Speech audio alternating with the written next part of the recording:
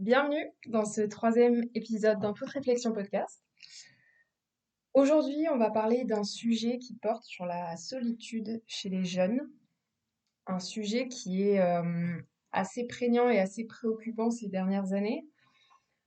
Pour donner quelques chiffres et pour remettre un petit peu en contexte, en France, ce sont 62% des jeunes de 18-24 ans qui se sentent régulièrement seuls, selon des données de l'IFOP. On a également plus de 8 personnes seules sur 10 qui souffrent de solitude, ou encore d'autres chiffres comme les 25-39 ans, qui sont plus d'un tiers à se sentir seuls, et c'est 2 fois plus que les 60-69 ans, selon la Fondation de France. Donc ce sont des chiffres qui sont quand même assez préoccupants, parce qu'on voit une vraie... on parle même d'épidémie de solitude, pour caractériser la situation chez les jeunes adultes. Et puis enfin, un dernier chiffre qui est aussi assez parlant. Selon l'IFOP, pour l'association Astrée, les jeunes adultes sont plus touchés par la solitude chronique à hauteur de 40% que les personnes âgées de plus de 65 ans. Donc c'est quand même un chiffre très parlant, puisque les plus de 65 ans, c'est 7% qui souffriraient de solitude chronique, puisqu'on a tendance à penser dans l'imaginaire collectif que les personnes âgées sont celles qui souffrent le plus de solitude. Alors oui, c'est aussi une réalité, mais ces chiffres démontrent plutôt l'inverse, que ce sont les jeunes adultes qui souffriraient davantage de solitude. Et c'est vrai qu'aujourd'hui, c'est un tabou d'en parler, puisqu'évidemment, la jeunesse est plutôt assimilée à une période de temps où on rencontre beaucoup de gens, où on connecte, où on se lie d'amitié ou d'amour à des personnes et où justement le sentiment de solitude n'est pas censé être aussi prégnant. Donc voilà la raison pour laquelle j'ai eu envie de traiter ce sujet. C'est déjà un sujet qui me touche moi à titre personnel et ensuite c'est je trouve encore un sujet qui reste trop tabou et qui mérite à être traité. Donc dans cet épisode, on verra dans une première partie ce qui explique cette difficulté de connexion à cet âge-là. Et dans une seconde partie, j'évoquerai un petit peu mes ressentis personnels sur ce sujet. Alors, pour commencer, on vit dans une époque qui est hyper connectée. Évidemment, la technologie a pris une place importante dans nos vies, mais au-delà de cette place importante qu'elle prend, elle façonne nos liens sociaux. Elle a tendance à nous isoler au lieu de nous rapprocher, bien qu'on puisse penser le contraire. Et elle est un petit peu utilisée aujourd'hui comme une forme d'évitement. C'est vrai que on a le sentiment que les téléphones sont utilisés comme des moyens de défense, comme des moyens presque de protection, de bouclier euh, face aux liens. C'est une forme d'évitement parce que on a le sentiment que les gens en fait se réfugient dans ces téléphones pour éviter les regards, pour éviter l'attente, pour éviter les silences et toute autre forme de gêne qu'une situation sociale pourrait provoquer. C'est vrai qu'à titre personnel, j'ai pu le constater, notamment particulièrement lors des rentrées universitaires ou scolaires. On voit que en fait très rapidement les jeunes qui ne se connaissent pas n'osent pas rentrer vraiment en contact et vont avoir tendance à se réfugier sur leur téléphone et à titre personnel, j'ai pu le vivre lors de ce type d'événement, lors de ces rentrées, mais pas que évidemment, hein. Et on voit qu'en fait les gens, au lieu de se parler, d'apprendre à se connaître ou d'échanger quelques mots, préfèrent voilà, s'isoler en fait et se réfugier dans son téléphone. Donc c'est quand même assez parlant, je trouve, de notre époque et malheureusement trop commun. Une autre caractéristique de notre époque, aujourd'hui, c'est vrai que les liens sociaux paraissent moins importants, alors qu'ils restent, rappelons-le, vitaux. Ce sont des liens vitaux pour notre bon développement, notre bien-être. Comment ça se traduit? C'est vrai que cette hyper-connexion, cette technologie a laissé place à une forme d'hyper-individualisme et d'hyper-indépendance dans notre société, au point que on a le sentiment, lorsqu'on est un petit peu dans une posture de, voilà, de vouloir connecter, de demander de l'aide, de manifester une volonté de créer du lien, qu'il y a une forme de marginalisation de ceux qui se placent dans cette posture-là, finalement, humaine, hein, j'ai envie de dire. La distance est presque devenue une norme sociale, un code social. Il est vrai que aujourd'hui, c'est presque intrusif que de vouloir créer un contact, mais même pas uniquement verbal, rien que physique. Un regard peut déranger, peut mettre mal à l'aise.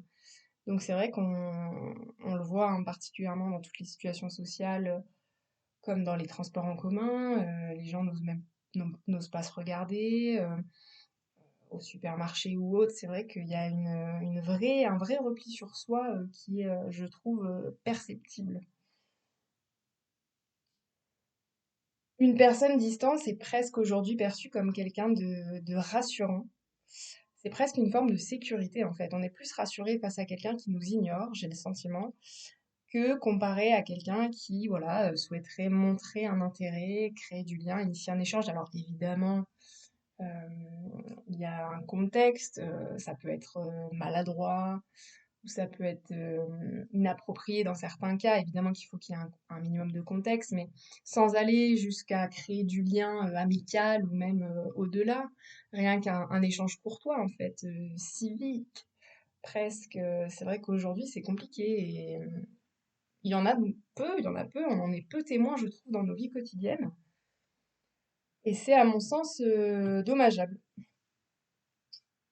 Et un autre phénomène enfin, on s'aperçoit, c'est celui d'une forme de mimétisme en fait. Lorsqu'on se trouve dans un groupe, il y a un phénomène de groupe. Et ce mimétisme, il se retrouve beaucoup dans différentes situations de vie, mais carrément dans notre mode de vie au quotidien. C'est vrai que aujourd'hui, dans les transports en commun, vous verrez jamais vraiment quelqu'un qui va essayer d'initier le contact en fait. Euh, Tout comme dans plein d'autres situations, en fait, dans une salle d'attente, ou voilà, il y a une vraie norme sociale qui s'est imposée, qui fait qu'aujourd'hui, c'est vrai que vous vous marginalisez assez rapidement si vous montrez un intérêt à vouloir connecter, en tout cas de manière réelle. Un troisième élément intéressant, une troisième caractéristique concernant les relations amoureuses, c'est vrai que j'ai remarqué qu'on avait tendance, et particulièrement aujourd'hui, à qualifier de dépendance affective des comportements qui bien souvent n'en sont pas du tout. Je m'explique.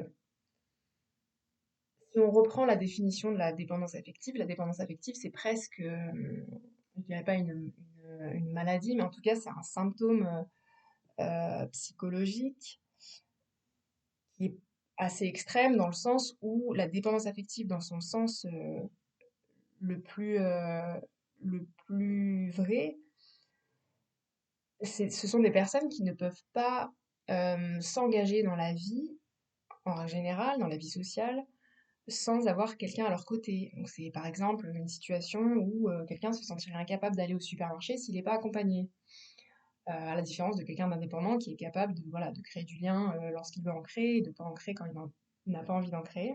Et c'est vrai qu'aujourd'hui, on va avoir tendance à très rapidement qualifier des comportements de dépendance affective dans des situations qui n'en sont absolument pas, et en écho à des comportements évitants qu'on a normalisés. Tous les comportements autour de l'indifférence, de la distance émotionnelle, de la négligence émotionnelle vont tendance à prendre le pas sur des comportements normaux et sains et humains de connexion et de lien. Donc c'est quand même assez particulier et je pense qu'il faut qu'on fasse attention à ce qu'on qualifie de dépendance affective parce que les mots ont un sens et ont une réalité derrière. Et à vouloir en fait faire passer les gens ou les personnes qui ont une envie naturelle et humaine de lien et de connexion émotionnelle pour des personnes qui sont dépendantes affectives, donc carrément dans une catégorie un petit peu marginalisée aussi, comme si c'était anormal, on dessert la cause et en fait on retourne la situation. C'est le comportement d'une personne évitante qui est anormal. Euh, Vouloir mettre trop de distance émotionnelle avec les autres, ne pas savoir s'engager, ne pas savoir s'ouvrir émotionnellement, intimement, c'est ce type de comportements qui ne sont pas sains. Donc attention voilà, à ce qu'on qualifie et les étiquettes qu'on peut poser sur des situations ou des comportements ou des relations qui ne sont pas justes parce que ça peut vraiment traduire une toute autre réalité. Donc attention à ça. Et c'est vrai qu'aujourd'hui, j'ai un petit peu le sentiment que les comportements évitants, que cette attitude de négligence ou de distance émotionnelle ou d'incapacité à connecter aux autres ou à même à vouloir, juste sur le plan de la volonté, ce sont un petit peu des attitudes et des postures qui sont aujourd'hui socialement valorisées. On va avoir tendance à qualifier ces comportements de cool, de mystérieux. Il va y avoir une espèce d'attirance vers ce qui est énigmatique et distant, alors qu'on est vraiment face à des comportements qui sont des comportements où il y a une vraie incapacité à l'intimité émotionnelle. Et, et voilà, c'est des comportements qui sont ultimement malsains et qui dénotent un vrai mal-être psychologique et autres. Ça me paraissait être un point important à aborder. Dans la même un petit peu lignée que cet argument-là, on parle beaucoup aujourd'hui aussi d'hypersensibilité. Alors, évidemment, c'est une réalité. Mais si on s'arrête 2 minutes et qu'on y réfléchit, c'est vrai qu'on a tendance aujourd'hui à qualifier des comportements sensibles euh, comme étant extrêmes, comme étant hypersensibles. C'est même plus, on parle même plus de sensibilité, c'est de l'hypersensibilité. Et je trouve que c'est assez symptomatique de notre époque. On a tendance à caractériser pour moi des comportements normaux comme étant finalement too much, comme étant débordant de sensibilité, au lieu de voir en fait que c'est normal. On est humain, on ressent des émotions. Parfois ces émotions nous débordent, on est des êtres complexes, parfois contradictoires, incohérents. Et c'est vrai que cette tendance à vouloir finalement prôner l'insensibilité comme la norme sociale est assez étonnant. C'est comme si, voilà, aujourd'hui, on trouvait ça étrange que de ressentir et d'être connecté à ses émotions, c'était pas normal. Euh, et c'est pas étonnant dans une époque qui prône le détachement et l'absence d'émotions comme une force, comme un atout. C'est pas étonnant en fait qu'on en arrive à ces constats-là, mais je trouve que c'est assez intéressant de le pointer du doigt parce que aujourd'hui, je trouve qu'il y a une espèce de voilà d'indifférence par rapport à tout ça, alors que pour moi, c'est des choses qui sont assez flagrantes et qui dénotent, en tout cas, qui en disent beaucoup et sur notre société, sur l'état aussi de nos rapports entre, entre nous, entre êtres humains. Et à ce titre, et j'y reviendrai un petit peu plus en détail pour parler de mon expérience dans la seconde partie, mais aujourd'hui, les hypersensibles ressentent un vrai décalage, c'est une vraie réalité dans cette société, dans ce monde en fait, dans ce rapport au monde, des gens qui ne sont pas caractérisés hypersensibles. Ça peut vraiment être source d'un vrai mal-être. Voilà, quand on nous montre que nos émotions sont trop présentes, trop importantes, qu'il faut pas s'écouter autant, qu'il faut voilà, savoir plutôt agir que ressentir et mettre de côté ses émotions pour s'insérer. Et c'est vrai que c'est aussi un élément qui me semble important. Une autre caractéristique euh, qui expliquerait cette difficulté à créer des nouveaux liens relationnels, c'est aujourd'hui cette priorisation, mais depuis longtemps, des cercles primaires sociaux, à savoir les cercles familiaux et amicaux, qui vont faire qu'aujourd'hui, c'est vrai que les gens vont avoir tendance à beaucoup plus se replier sur ces cercles-là, qui sont déjà existants, plutôt qu'à vouloir s'investir et créer des nouveaux liens, donc par le biais voilà, d'associations ou d'événements sociaux. C'est vrai qu'il y a un vrai investissement dans les sphères primaires, à savoir donc la famille et les amis, et que on assiste au fait que les personnes sont fermées à la rencontre, finalement, à la nouvelle rencontre, à la création de nouveaux liens. Il y a un désengagement ou un non-engagement, en tout cas, dans de nouveaux cercles sociaux, et ça, c'est également une réalité qui existent. Et c'est vrai qu'on peut se demander finalement si on n'a pas ces cercles de base, ces cercles sociaux de base, comme la famille et les amis,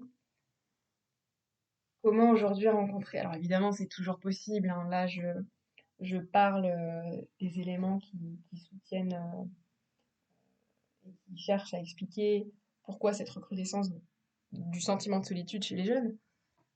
Mais c'est des éléments qui font partie de cette réalité. Et il est vrai que si on n'a pas ces cercles de base, il est peut-être plus compliqué d'arriver à faire des nouvelles rencontres, particulièrement quand voilà, on veut s'insérer dans une nouvelle ville ou une ville qu'on ne connaît pas. Paris en étant l'exemple le plus frappant à mes yeux pour y avoir vécu.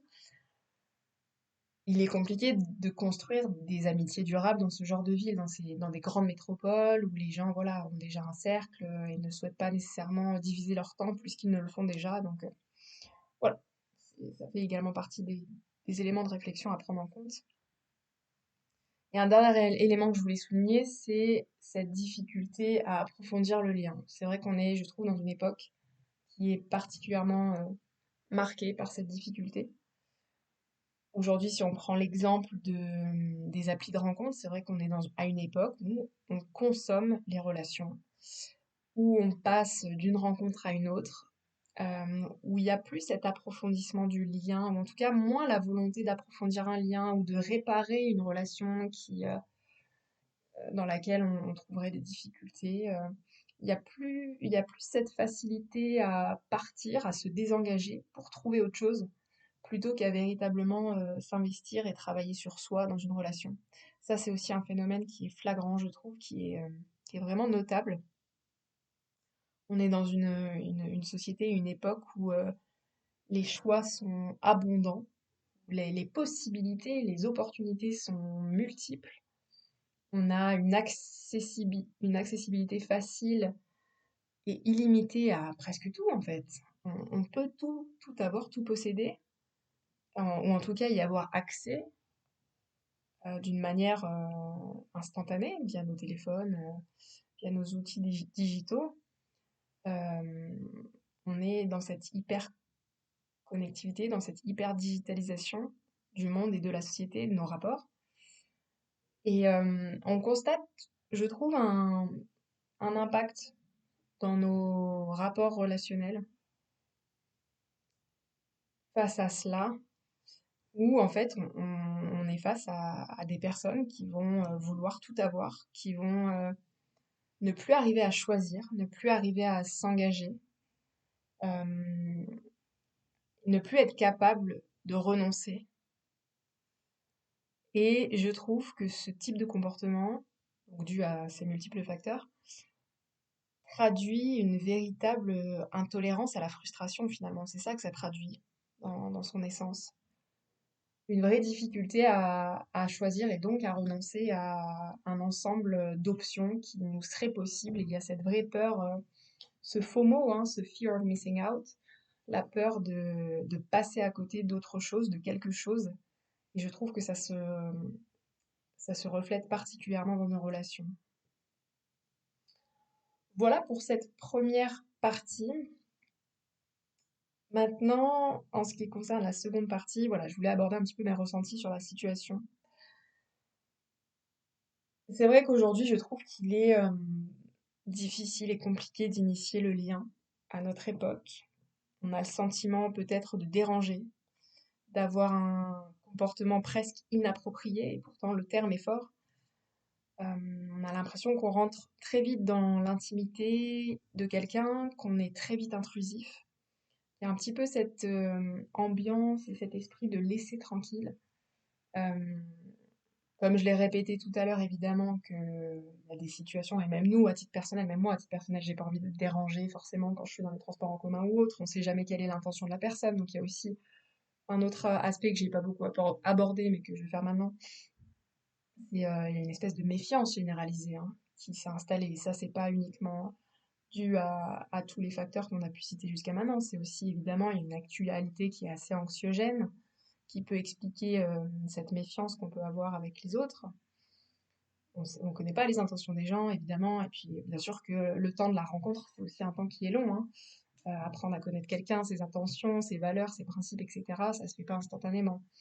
Donc, il y a tout ça qui se met en place.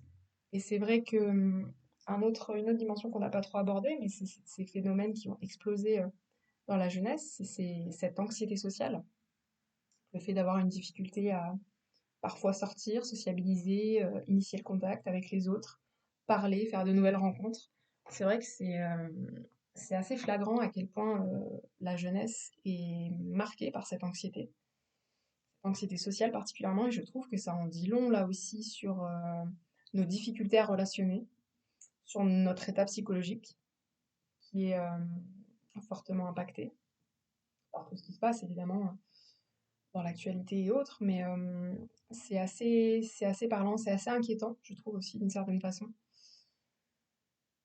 Et honnêtement, si je prolonge un peu l'idée, je trouve qu'il est aujourd'hui peut-être plus facile de créer du lien avec les générations passées, les générations précédentes, que les générations actuelles. Euh, Très honnêtement, je trouve que les générations, les plus anciennes générations, en tout cas, ont moins de difficultés à initier le contact, le rapport. Il y a une ouverture aux autres qui est bien différente. Alors là, on rentre dans des tendances, hein. Je sais que ça peut paraître caricatural à l'écoute, c'est pas le but, mais c'est voilà, c'est un ressenti encore une fois, hein. Je parle de mes ressentis, mais j'ai un petit peu le sentiment qu'il est plus facile de connecter avec les personnes plus âgées que nos générations, les générations actuelles qui, voilà, je trouve qu'il y a une barrière à l'entrée, en tout cas, qui est plus difficile à briser dans le cas des générations actuelles. Euh, voilà, pour cette idée-là. Un second élément que je voulais aborder, c'est aussi la difficulté à être et à se montrer vulnérable dans une société qui la réprime, cette vulnérabilité. Quand bien même il y a eu des avancées évidemment, hein, on aborde beaucoup plus de sujets qu'avant, les tabous commencent à se lever sur pas mal de sujets, mais on reste dans une société qui laisse peu de place aux émotions. L'action prime toujours, je trouve, sur les émotions. Là évidemment il y aurait un sujet passionnant à aborder, c'est les rapports de genre. Évidemment que les, les, les hommes, les garçons, on les encourage moins à exprimer leurs émotions, à être connectés à leurs émotions. Évidemment que ça crée des vrais problèmes à l'âge adulte. On a également une forme aussi de, quelque part, d'inutilité, je trouve, par moment d'exprimer nos émotions. Ou en tout cas, c'est pas forcément accepté, c'est pas forcément valorisé dans certains contextes, qu'ils soient sociaux ou autres. Ça, c'est aussi une réalité. Et puis, il y a un vrai contraste de ce constat-là avec la réalité d'aujourd'hui face aux problématiques de santé mentale. Selon les chiffres de la Fondation de France, en 2021, près de 40% des 18-24 ans souffraient de troubles de l'anxiété généralisée et plus d'un jeune sur cinq connaît des symptômes dépressifs. C'est quand même des chiffres qui sont très parlants et très graves si on y assigne une importance. Donc c'est vrai que ces chiffres sont vraiment révélateurs d'un mal-être dans notre société pour la jeunesse. Et je trouve qu'ils sont à prendre en compte. À cela s'ajoutent de multiples conséquences. Des conséquences dans nos rapports relationnels, évidemment, dans nos relations, une forme de déconnexion ou en tout cas une difficulté à rentrer en contact. On a une augmentation de ce phénomène d'hyper-individualisme, d'hyper-indépendance. Le fait qu'on ait un sentiment peut-être de ne plus pouvoir compter beaucoup sur les autres, plus solliciter l'aide des autres ou l'investissement des autres par peur de déranger. Il y a aussi évidemment, on a cité l'anxiété sociale, mais aussi ce phénomène d'isolement social, euh, qui peuvent en plus de ça entraîner des risques de dépression, d'anxiété, de forte tristesse, qui sont des symptômes, qui peuvent être des symptômes en tout cas de ces rapports particuliers. Et enfin, ce cercle vicieux comme on l'a abordé, de mimétisme des comportements, le fait qu'aujourd'hui la distance et le repli sur soi qui deviennent une norme, et donc ça implique évidemment des comportements, parfois des personnes qui ne voudraient pas nécessairement agir de la sorte, mais voilà, comme c'est devenu une norme sociale, eh bien, c'est aussi des comportements qui sont induits par ces contextes. Pour finir un petit peu plus personnellement sur mes ressentis, j'avoue pouvoir en souffrir de ces rapports. Je trouve que c'est assez flagrant en fait. Quand on sort, il y a une espèce, je sais pas hein, si je suis la seule à le ressentir, mais je trouve ça pesant par moments. Des fois, on a juste envie de pouvoir sourire ou se regarder, etc. Et on sent que c'est pas forcément encouragé, j'ai envie de dire. Je trouve que ça peut, oui, ça traduit une espèce de, c'est une époque qui est triste, je trouve. Euh, c'est triste d'évoluer dans ce contexte où il est plus difficile de se connecter facilement aux autres. Je trouve ça dommage. Bon, c'est vrai que là, j'ai mis en lumière des éléments qui soutenaient cette argumentation qui vise à montrer voilà, que la jeunesse souffre de ce sentiment de solitude. Et donc, arriver à trouver les raisons qui l'expliqueraient, les facteurs qui l'expliqueraient. Maintenant, heureusement, il est encore possible, à travers des associations et autres, de rencontrer du monde. Évidemment que tout le monde n'est pas non plus fermé aux liens. Ça, c'est aussi à prendre en compte. Mais voilà, là, j'ai voulu présenter ces arguments-là. Et un autre élément qui me semble important, c'est vrai qu'à la différence de ce qu'on pourrait penser, il n'est pas si facile que ça de créer du lien aujourd'hui avec les autres dans sa vingtaine, comme j'ai pu présenter en introduction les chiffres qui montrent en fait que la jeunesse souffre davantage du sentiment de solitude chronique que les personnes plus âgées, en tout cas les personnes de plus de 65 ans. Et c'est vrai qu'on a tendance à penser l'inverse, on a tendance à penser que la solitude est plus prégnante chez les personnes plus âgées, et en fait il semblerait qu'elle soit, en tout cas à travers les études, beaucoup plus marquée chez les jeunes que cette autre catégorie d'âge. Donc je trouve que c'est extrêmement parlant et que c'est quelque part inquiétant. Je trouve qu'une société qui ne prendrait pas soin de sa jeunesse ou qui y prêterait moins attention, qui ferait pas en sorte voilà, que sa santé mentale soit bonne, c'est quand même assez révélateur de l'état de notre société. Donc je pense qu'il faut qu'on fasse attention à nos jeunes, à ce qu'on ressent. Et voilà, c'est vrai que ça reste encore, je trouve, une forme de tabou. On n'en parle pas en tout cas facilement lors de rencontres, même entre nous, avec nos proches. Ça reste un sujet qui est peu abordé, je trouve, dans notre vie sociale, beaucoup plus sur les réseaux. Je trouve il y a beaucoup plus de contenu aujourd'hui qui porte sur cette thématique, que ce soit sur YouTube, à travers des podcasts ou autres. Mais c'est vrai que je trouve dans nos rapports aux autres, c'est pas quelque chose évidemment qu'on va mettre en avant, qu'on va valoriser.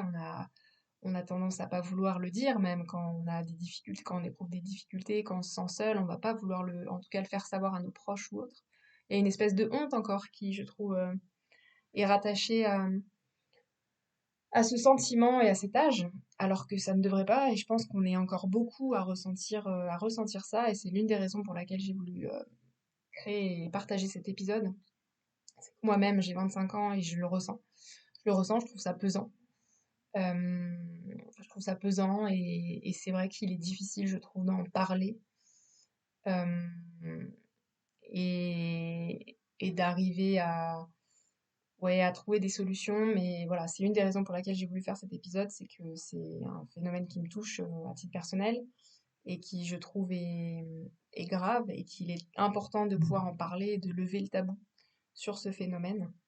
Et j'espère que à l'avenir, des choses vont être faites. Alors, il y a des choses qui sont faites par le gouvernement via les chèques psy et les choses comme ça. Mais voilà, si je pouvais encourager des jeunes qui vivraient cette situation et qui arrivent à ce niveau-là du podcast, c'est vraiment voilà, essayer d'en parler autour de vous, ou en tout, si vous n'arrivez pas à en parler, au moins essayez de vous renseigner sur le sujet, de rechercher des contenus qui en parlent pour vous sentir moins seul, mais sachez que vous n'êtes pas du tout seul et les chiffres le prouvent encore une fois. Si je peux en citer un dernier que j'ai énoncé en début, c'est quand même 60% des jeunes en France de 18-24 ans qui se sentent régulièrement seuls, selon les chiffres de l'IFOP. Et dans la classe d'âge des 25-39 ans, c'est plus d'un tiers des personnes qui se sentent seules. Donc voilà, vous n'êtes pas seul, loin de là. Et il y a des ressources à disposition qu'il faut pouvoir mobiliser si vraiment c'est trop pesant, que ce soit voilà, des consultations psychologiques ou autres. Il y a des numéros également, SOS Amitié ou les choses comme ça, qui peuvent aussi aider dans les cas où ça serait trop difficile d'en parler à des proches. Voilà, j'espère que cet épisode vous a plu. C'est un sujet qui m'a paru être important à aborder encore une fois et j'espère qu'il a pu peut-être rassurer des personnes ou des jeunes qui se sentiraient dans cette situation. On se retrouve pour un prochain épisode dans Toute Réflexion Podcast très bientôt. Merci pour votre écoute. À bientôt.